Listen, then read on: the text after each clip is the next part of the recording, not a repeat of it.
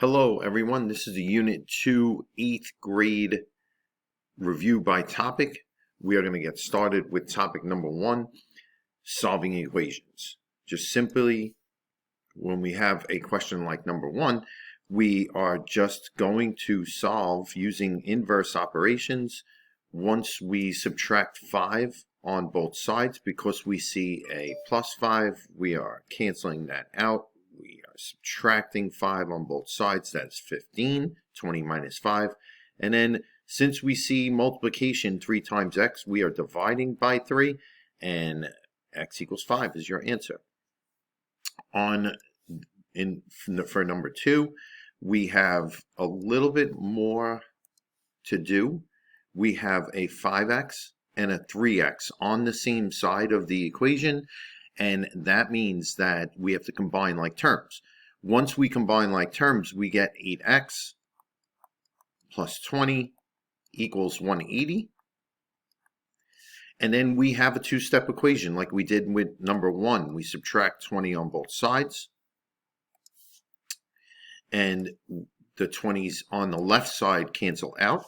You have 8x equals 160. Then you divide by 8, and x equals 20. And that is your answer. Number 3, it looks really difficult, but remember we have to just combine like terms on that left side. So we have 3x plus the 2x plus the 4x. All right, so we have all those like terms. 3 plus 2 plus 4 is 9x. You could either cross them out or just go ahead and highlight the rest of the terms. The rest of the like terms, 20 minus 10 plus 10. The minus 10 plus 10 kind of cancel each other out, so the plus 20 will be left right there. That's all that's left. And we have equals 180. Then we have a two-step equation, just like we did with number 1 and just like we did with number 2. Everything boils down to that. And then once you get that 20 minus 20 to cancel out, you have 9x equals 160. Remember, always check in the calculator, bring that calculator up, and then do 160 divided by 9. I'm just going ahead here for a little bit. You divide by 9, divide by 9. X equals 17.7, the line on top. And getting a little bit more difficult, but I want you to just realize that 4x squared plus 10 equals 74. Just look at it as 4x plus 10 equals 74 at first. And then you'll know what to do, because you would just take this step. You subtract 10 on both sides just to start to get the x alone. This 4x squared comes down. The 10s cancel out, and you get 64. Well, if you just have 4x equals 64, you would just divide by 4, and that's the same thing you do with a 4x squared. You divide by 4. And then you get x squared, and then remember, bring up that calculator. Always bring up that calculator to try to make sure that you are going to get this definitely correct. And I'm going to clear that out and then go 64 divided by 4. And we have 16.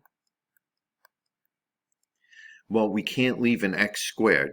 So the opposite of squared is square root. And we know that from our classroom, that we mentioned that a lot. We square root both sides. The square cancels out with the square root. X equals. And then if you want to, you just put in square root of 16. If you don't know what the square root of 16 is already, and it is 4. And that is that. When we have variables on both sides, like in number 5, you have to get the variables together. Remember, we just draw a little wall here, a divider. get this smaller, try to get the smaller x over to the larger x. You cannot solve an equation with x's on both sides of the equal sign. You have to get them on the same side. So the 10s cancel out. 10 and negative 10 cancels out. The 20 comes down. 20x minus 10x is 10x minus 30.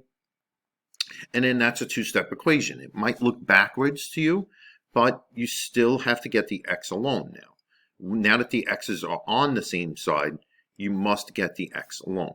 So you do that by adding 30 to both sides. Once you add 30 to both sides, you'll realize that the right side of the equation, the 30's cancel, and then you have 20 plus 30, which is 50, equals 10x, and you have a one-step equation. Just divide by 10 on both sides, the number next to the variable, that's what you divide by, and you get 5 equals x, or x equals 5. Again, we have the same thing over here, where the x's are on opposite sides. So you have that middle portion right here. Bring the smaller x over to the larger x. Once you bring that smaller x over to the larger x, that cancels. The 2x and the negative 2x cancel. And then you have 3x minus 2x. You can put 1x, but you don't have to put the 1x. It's understood. If you just put the x, you bring down the plus 4, equal sign, and 8. And then it's a one-step equation at this point. You subtract 4, doing opposite of what you see as the plus 4, and that cancels out. And once that cancels out, you have x equals 4. And that is it for solving equations. For number 2, topic 2 is angle relationships. In the diagram below, for number 1, the measure of angle B, I always circle the angle I'm looking for. If it is across from the 90-degree angle, the measure of angle B is the same, which is 90 degrees in this case. Remember, these are vertical angles. So vertical angles are congruent. They are equal to each other. And that's basically how you do that one. Angles M and M are parallel lines cut by a transversal. Angle 2 is 80 degrees. So as soon as you see angle 2, and as soon as you read it, put that 80 degrees in, because we kind of will have an easier time knowing that angle 2 is 80 degrees in the diagram itself. What is the measure of angle 1? So remember, angle 2 is an acute angle. Angle 2 is an acute angle. Angle 2. Angle 2 is acute. Angle 1 is obtuse. These angles are a part of a straight line. Straight lines are supplementary, and they're equal to 180 degrees. So that means you just take 180 minus 80, and you get 100. So angle 1, the measure, and this is how you would write it, the measure of angle 1 equals 100 degrees.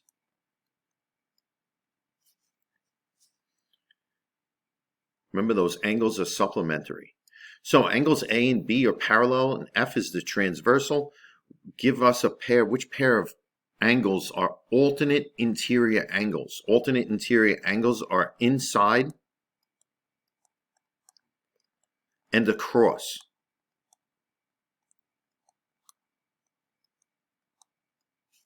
All right, so inside and across. So 3 across the transversal, 6. So angles 3 and 6. You could also put the other alternate interior angles as 4 and 5. Angle 4 and angle 5. Alternate interior angles. Which pairs of angles are supplementary angles? There's a million of them, but I'm just going to go with 1 and 2. Supplementary angles are two or more angles that equal 180 degrees. So I put down two or more angles that add up to 180 degrees of supplementary angles. Just remember, one obtuse and one acute, they have to look different. You can't say two acute angles are supplementary in this case. Remember, angle 1 and 2, 1 is acute, 2 is obtuse.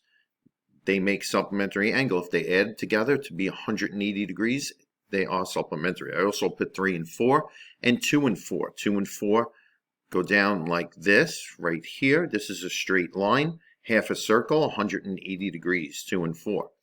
You could also have supplementary angles that are not next to each other. So if I pick 7, angle 7, 7 is an obtuse angle, large angle. I have to pick an acute angle. I could pick angle 4.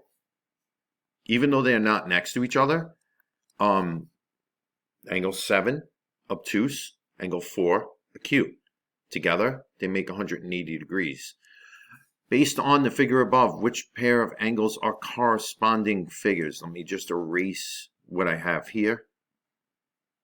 And remember, corresponding from what we studied in our class, corresponding, same location. So if it's the same location, that means angle 2 is in the upper right, angle 6 is in the upper right of the lower. So angle 2 and angle 6 are corresponding angles. Then you could say 1 and 5. Angle 1 is in the upper left, angle 5 left of the bottom. Same location. 4 and 8 corresponding angles. Angle 4 in the lower right, and angle 8 is in the lower right in the bottom. And then finally 3 and 7, angle 3 and angle 7. 3 is in the lower left of the top, and 7 is in the lower left of the bottom. And those are all corresponding angles. All right, so the one that a lot of people do have trouble with is this one. And I'm just going to say, remember, just put the, whatever they give you, the expressions in to the figure itself. So we start out with angle 1 is equal to 4x plus 10, and angle 8 is equal to 2x plus 20. So angle 1, I'm just going to put 4x plus 10. And angle 8 is 2x plus 20. So there's a lot of different ways that you could do this, but the one way that I look at this is that I was like, okay, I have to have one of two equations.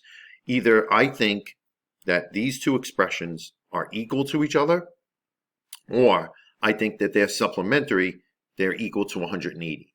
If I think they're equal to each other, that means I think that I have an acute and an acute, or an obtuse and an obtuse.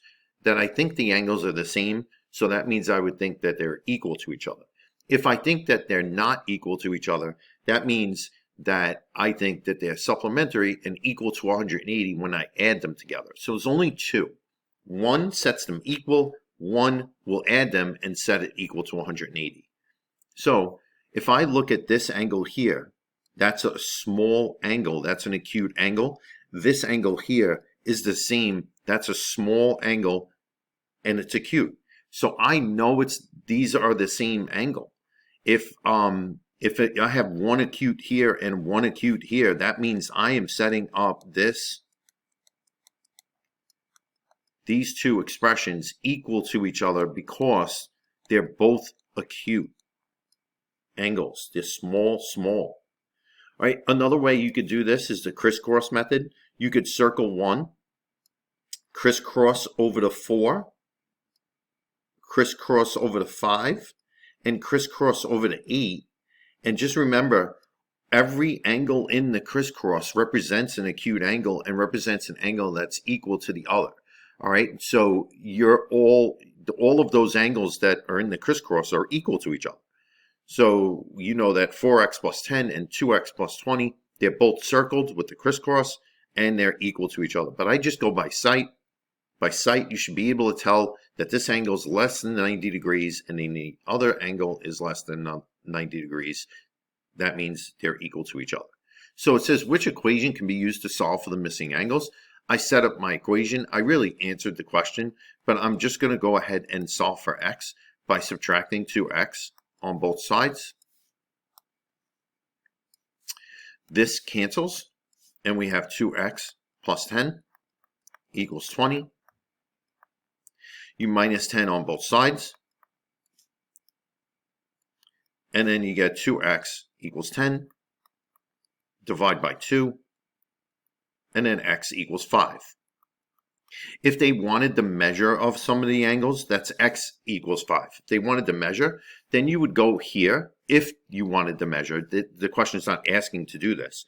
But if you wanted the measure of angle 1, let's say, x is, say, 4x plus 10. Instead of x, you put in your 5 because x is 5, and then plus 10. And then you would get 20 plus 10, which is 30. So this angle here, angle 1, would be 30 degrees if they wanted it that way. All right, which they don't, so I'm going to erase that. I don't want to confuse anybody. If you substituted back into the bottom equation too, the bottom expression, 2, instead of x, it would be 5 because my x is 5 plus 20. That is 30. So it should be equal. These are alternate exterior angles. Alternate exterior angles are equal to each other. They're congruent. All right, so, and that ends that topic right there. Okay, so one of the more difficult topics is this one, and this question is one of the more difficult questions. So just remember this rule. The two non-adjacent interior angles, when you add them up, is equal to the exterior angle, right? The two non-adjacent interior angles is equal to the exterior angle. And there's a lot of different ways to do this, and you could actually add these two, and then this right here, whatever this would be. But we don't want to do that right now because, well, listen, every triangle is equal to 180 degrees, but I'm just going to go with the theorem that we did in class, where the two non-adjacent angles, the two non-adjacent interior angles, when you add them up, will equal to the exterior angle. So I put that exterior angle theorem down. And this is basically what it is. The sum of the two non-adjacent interior angles. Non-adjacent means not next to. So if you add up this angle here and this angle here, the two non-adjacent interior angles, it'll always equal to the exterior angle. So that's it. So when you see this, it's 4x plus 2 plus 30, the sum of the two non-adjacent, not next to interior angles is equal to the exterior angle, which is 8 plus 6x. Then all you have to do is just combine like terms. The 2 and the 30 will be 32. So you have 4x plus 32 equals 8 plus 6x. I am going to subtract the 4x from both sides because I'm getting the smaller x over to the larger x. This cancels. You get 32 equals 8 plus 2x. I'm running out of room, but I'm going to go down here and do subtract 8 from both sides. And this cancels. And then I'm going to have 24 that's 32 minus 8 equals 2x. And you divide by 2, x equals 12. And that's it. All right. All right, one angle, this is a little bit of an easier question. One angle of an interior angle of a triangle equals 47 degrees. The second interior angle equals 76 degrees. What's the measure of the third interior angle? Boy, this would be a lot easier if we had a triangle. All right, so I'm going to draw one. So there's my triangle.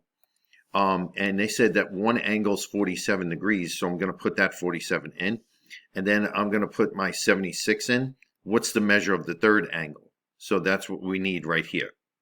So just remember, interior angles of a triangle equal 180 degrees if you add them up.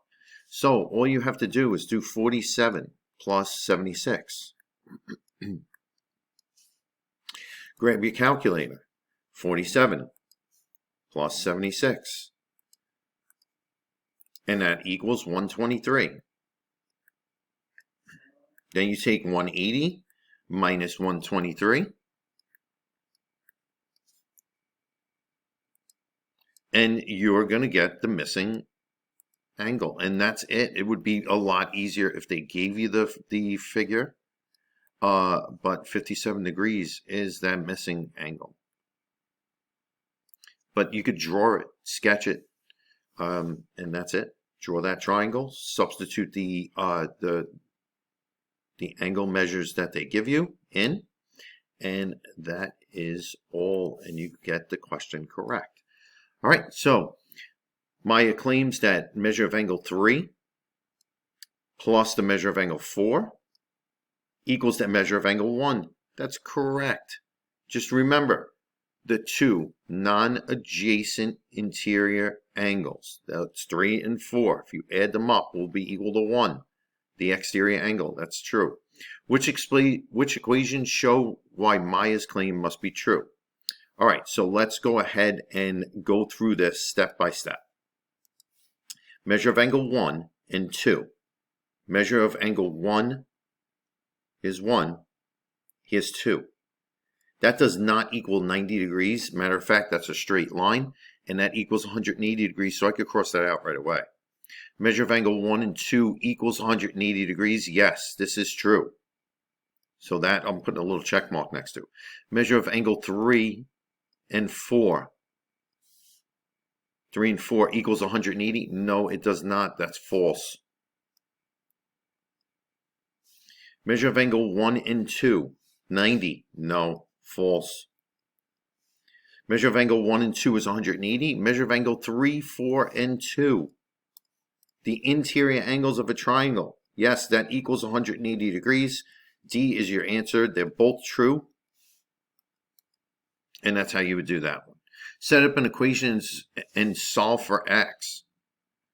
Right? This is now a triangle. Remember, triangles equal 180 degrees. So if you're taking this, it has to equal 180 degrees. So I'm going to take x plus 17 plus 3x minus 16 plus 2x plus 5, and that all equals 180 degrees. So I'm going to combine x's, combine like terms. There's an x, there's an x, there's an x. So altogether we have 6x. The 17, the 16, 17 minus 16 is 1, plus 5 is 6, equals 180. You would subtract 6 on both sides. This cancels. You have 6x equals, let me move this down, 174. And then you divide by 6, divide by 6. So we have 174 divided by 6, and we get 29. So x equals 29, and that's it. If they wanted us to solve for the actual missing angles, you would just do 29 plus 17. You would substitute x in. 2 times 29 plus 5, 3 times 29 minus 16. All right, but they didn't want you to do that, and that is it. All right, so that ends topic number 3. Topic number 4, similar figures. So given that a ABC is similar, they're telling you that they're similar figures. All of the angles, remember similar figures, all of the corresponding angles, I should say, have to be equal to each other, congruent. All of the sides have to form equal ratios. So those two things have to be true for similar figures. I just typed it up there. Corresponding angles must be congruent. Corresponding angles must be congruent. And then corresponding sides must form equal ratios when we're talking about similar figures. So when they're telling us two figures are similar, they're giving us these things that we should know that are hints. So figuring that these two figures here, number 1, are congruent, you're saying, okay, we are saying that all corresponding angles must be equal, right? So here's angle C, and they're saying angle Z must be 65. So if angle C is 65, angle Z must be 65. So this is true. So A is true. So now we're going to talk about corresponding sides and if they form equal ratios. So BC is this. BC, and they put that over YZ. Those are corresponding sides, so that works. BA, I'm going to change the color here. BA over XZ. That does not match up. You see that this corresponding side, BA and XZ, they're not corresponding sides. So that means this is false. You could put false for that one. You cannot use that proportion to figure out anything as far as these two figures go. All right, and let me just erase that because I'm going to go and highlight more. So BC, here's BC, over YZ. Again, that's good. Those are corresponding sides. BA, that's good, over YX, that's good. So you notice that the sides match up, the corresponding sides match up, and that is a true proportion. That works. Let me just erase that. So we have BC again, so I'm not going to erase it.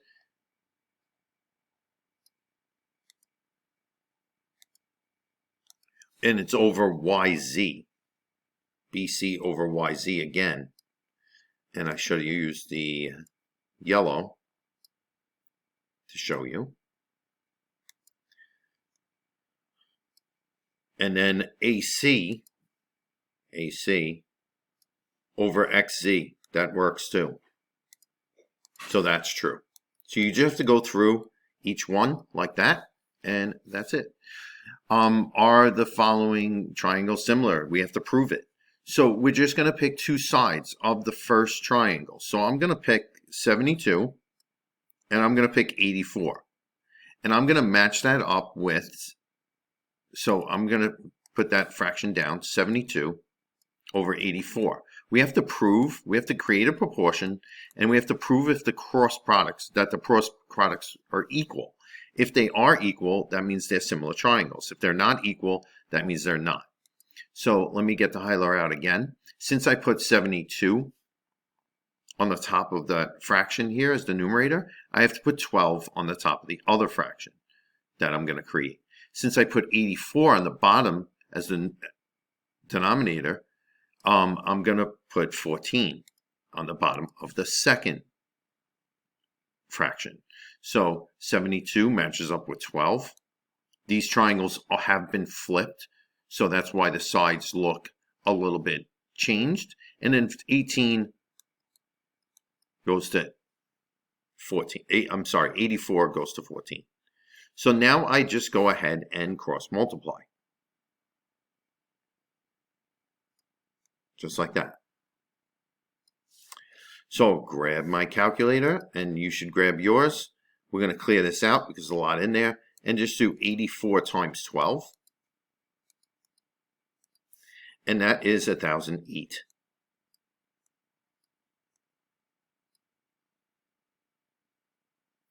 And then 72 times 14 is 1,008. And now you could put, yes, these are similar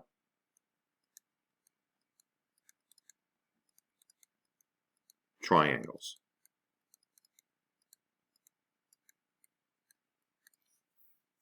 Cross products are equal. They're similar. The triangles below are similar, so we're being told that they are similar. Sorry, that jumped up. Find the length of KJ, and that's where the question mark is. So we have to find this. So obviously I'm going to use this side. That 35 inside, that is a degree. We are not using that. So if I have to use the bottom and the hypotenuse, then that's what I have to use on in the other triangle. So if I have 28, this is going to be my x. So I'm going to create one fraction, 28 over x.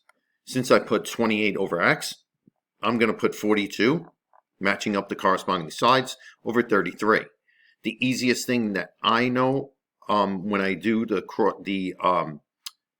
butterfly method here is to just do the 42 times x first, and I get 42x. And then do 33 times 28. 33 times 28, I do not know what that is. 33 times 28 is 924. Then I just have to solve it. 42, 42, and then x equals 924 divided by 22 equals 42. No. Wrong. 924 divided by 42 is 22. So I found out this side would be 22. And that is my answer. Tara wants to enlarge a triangle with sides 3, 6, 16, 3, 6, and 6. The shortest side of the new triangle is 13 inches. How long will the other two sides be? So for this question, I am going to draw two triangles, right? So she wants to enlarge a triangle with sides 3. So I'm going to put 3, 6, and 6. Let's just say something like that. The shortest side of the new triangle is 13. The shortest side of Tara's is 3. So I'm going to put that 13 in right here. We don't know what this side is. How long will the other two sides be? So she wants to enlarge the triangles. These are going to be similar figures. So what we're going to do is we're going to create a proportion. We're going to do 3 over 6, right? So this is 3, this is side 3, and this is 6 right here. I mean, you could use it on either side, whatever, it doesn't matter. 3 over 6 equals 13 over x. So now we're going to cross multiply. We get 3x equals 6 times 13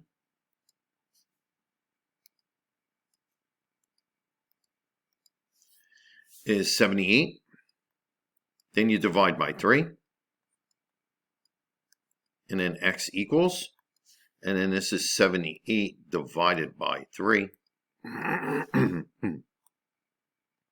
you get 26. So this side would be 26. Right? And if you do the same thing, Like if you do 3 over 6 equals 13 over x, this side will be the same as well. Because remember, like just take a look. These are similar triangles. The sides form equal ratios. So the two sides, the other two sides will be the same, just like in the other triangle that Tara didn't enlarge. The smaller triangle would be 6 and 6. So 26 would be your answer. How long will the other two sides be? 26. Remember, this is just setting up a proportion and then matching up the corresponding sides, cross-multiplying and solving for x. That's what you do. All right, just make sure that you draw. All right, tell whether the following triangles are similar. Explain why or why not. All right, so we have 48 degrees here, right here, right? And this is 51. So I want to solve for this though. Like I want to solve for this triangle because it's getting me a little bit like I want to make sure that these are not similar before I say they're not similar.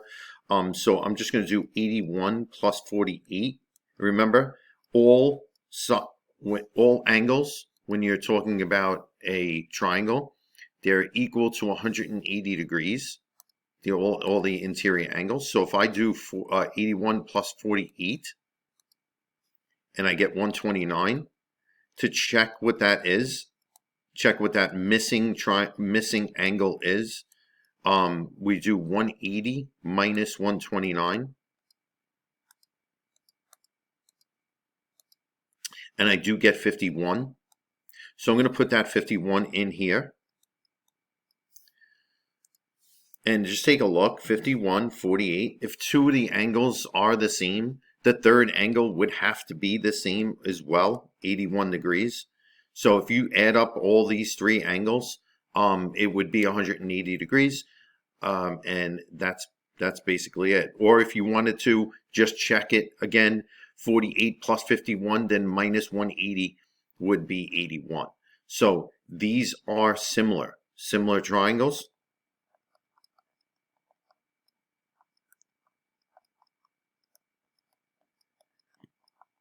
It's because all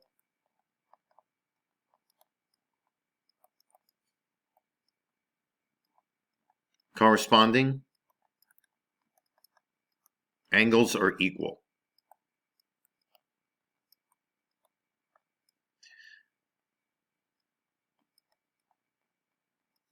Congruent.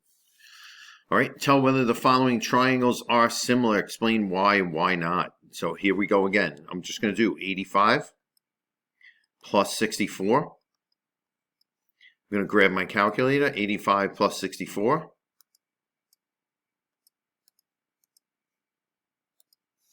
And that's 149. Then I'm going to do 180 minus 149. And I'm going to get 31. So this is 31 degrees. So then I'm going to do 85 plus 26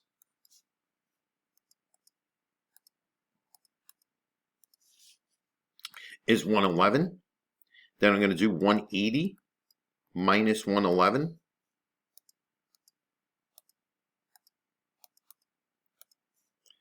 And we get 69. So this is 69 degrees. And you could tell that the corresponding angles are not all equal. So no.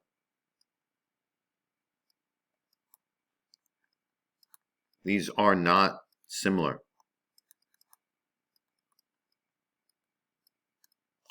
It's because the corresponding angles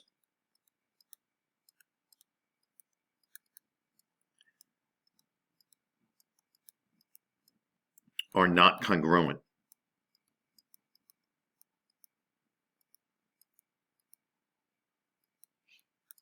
And that is the reason why. All right, that's 5 and 6. Let's go on to the next topic, the triangle inequality theorem and the Pythagorean theorem. All right.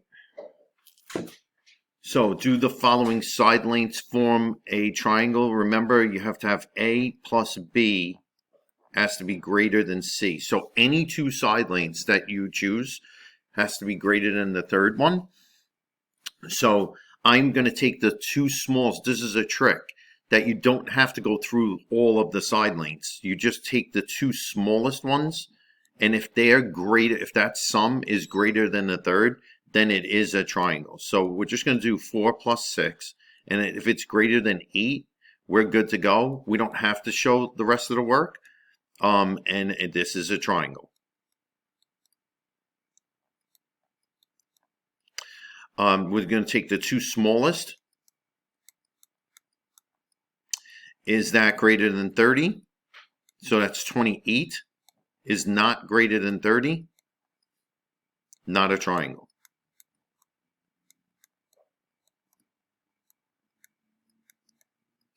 What must be true about the side lengths in a triangle?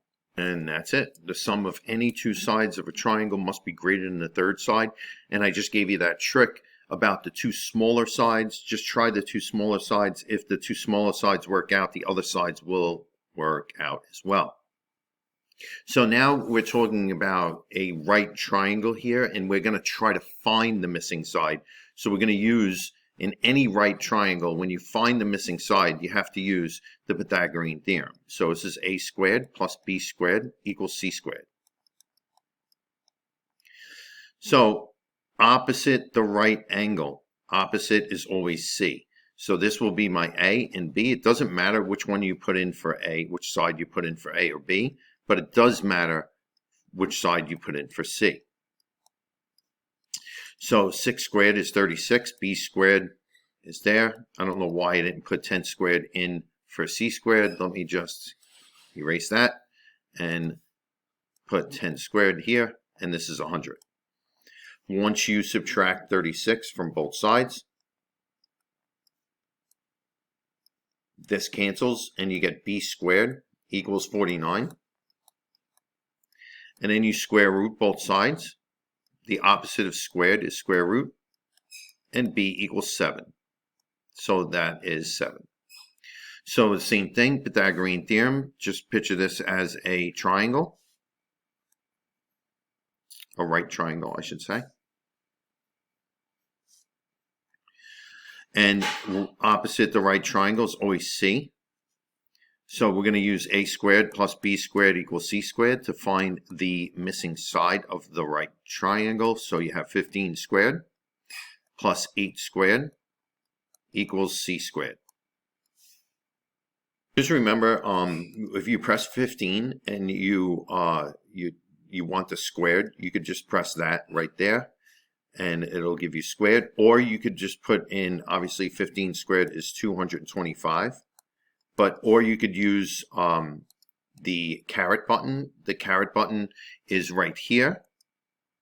All right, and that'll switch up to any exponent. So you could put 3 or 4 up there. But in this case, it would be squared, so you could press the x squared button. So 8 squared would be this, 64, equals c squared. So then you add 64 and 225 together, and you get 289.